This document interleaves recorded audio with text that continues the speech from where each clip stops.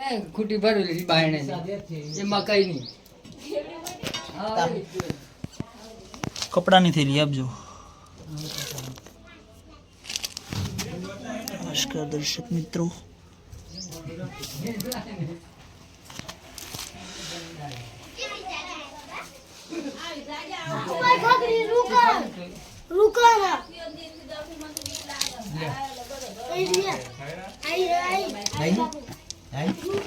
બીક લાગે બેડા બાજુ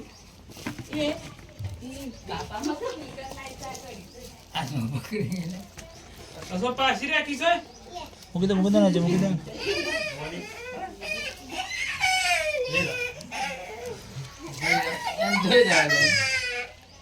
ખોરાક ખાઈ જા.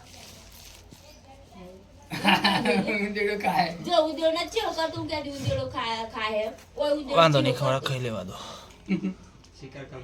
આમ તો નહીં ખાય, હું એમને વાંધો નહીં, ખાઈ જશે. મૂકી દીધી. ખા લે.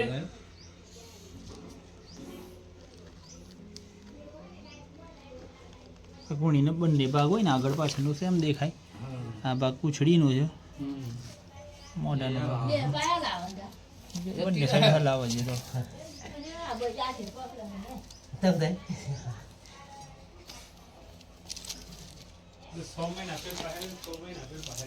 એવું કઈ ના હોય.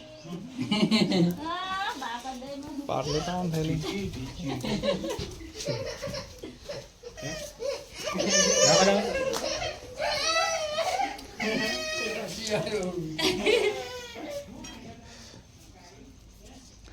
લાવો થેલી લીધા ને અંદરથી બહાર.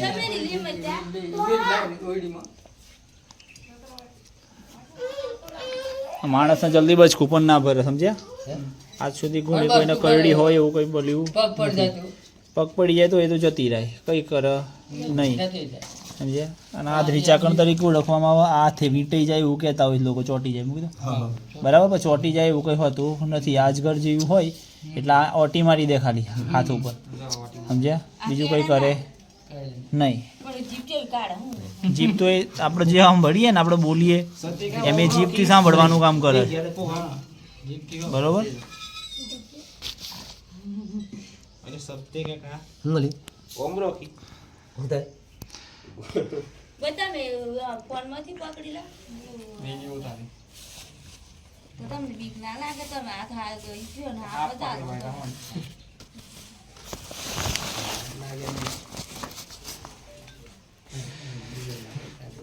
બિનજેરી હોય, સમજ્યા? કંઈ કરે નહીં. વિડીયો જોવા બદલ આપનો આભાર. મળીએ એટલી ટાઈમે. આધરી ચાકણ તરીકે આને ઓળખવામાં આવે છે, બિનજેરી હોય છે. વિડીયો જોવા બદલ આપનો આભાર. મળીએ એટલી ટાઈમે. નમસ્કાર દર્શક મિત્રો, આપણે જે ઘૂણીનું રેસ્ક્યુ કર્યું છે તેને જંગલ વિસ્તારમાં રિલીઝ કરવા માટે આવી ગયા છીએ.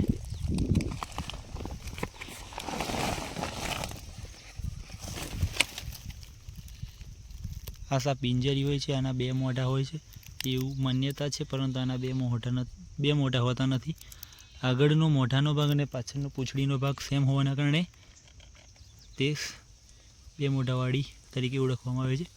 આ સાપ એકદમ બિનજેરી છે, આધરી ચાકણ તરીકે આને ઓળખવામાં આવે છે. તો વિડીયો ગમે હોય તો વિડીયોને કરવાનું ભૂલતા નહીં. વિડીયો જોવા બદલ આપનો આભાર.